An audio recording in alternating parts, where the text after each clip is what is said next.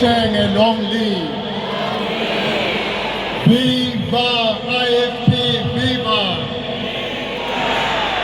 Viva IFP, viva.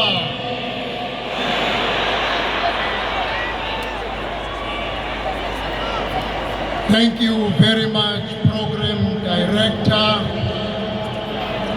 Comrade Liesel van der Merwe and Comrade Mkulego Hlengwa. Want to take this opportunity to firstly greet both Canon Mbata and Canon Dombela, who led us with devotions during the beginning of our gathering here today. Want to greet all members and leaders of the NEC.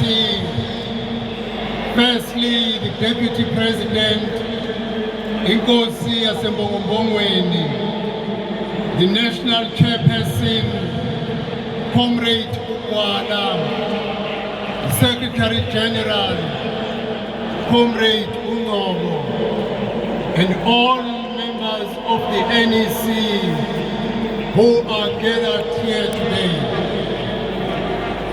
Want to greet our premier candidate and the chairperson of KwaZulu-Natal, Comrade Tami Duli, the chairperson of Gauteng province, Comrade Nkosi Dlamini, all amakhosi asendunkulu akhona phakathi kwethu. Bingelele ngokukhethekileyo kwinkosi yesizwe sakwaButhelezi, umntwana uZuzifa Buthelezi, kanye noNdlunkulu kaMohale. Bingelele umntwana uPhumzile, umntwana uSibuyiselwe, yonke amalungu omndeni owaphinda ngene akhona phakathi kwethu.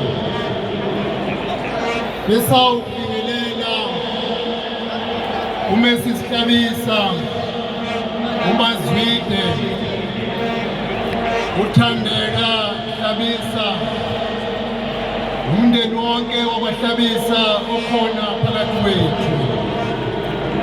All our honored guests, leaders of the clergy who are present, izinduna, amabutho who are present amongst us, and all members of the IFP from all the provinces of South Africa who are the witnesses in the launch of our Manifesto 2024.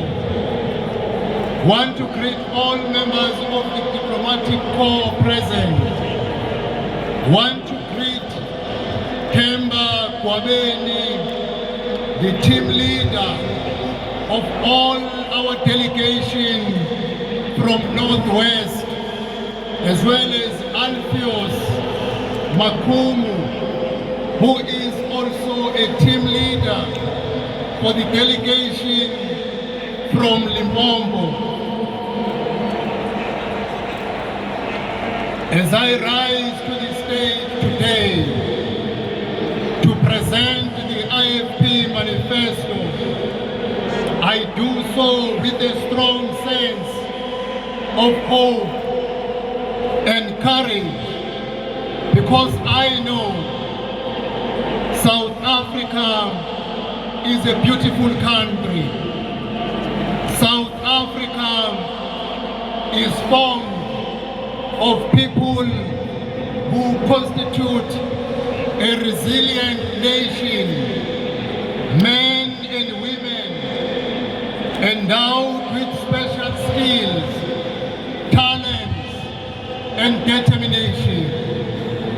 The people of South Africa know how and when it is time to stand together together and fight for a common purpose. During the era of apartheid, the people of goodwill stood together and set South Africa politically free in 1994. The people of South Africa have demonstrated that we are able to excel and overcome. We have competed with other nations of the world, as the Bafana Bafana did in the World Cup, in the Africa Cup of Nations in 2024, as the Springboks did in the World Rugby Cup in 2023, and the team South Africa also demonstrated in the 2023 Special Olympics World Games in 2023. Our capacity as a nation has been demonstrated by Taylor, the Best African Music Performance winner in 2024. Again, by Walter Kenneman, Zakes Bantwini, and Nomtebo Zibote with the Global Best Music Performance in 2023. Clearly, as the nation and the people of South Africa, our country have a capacity to excel and overcome.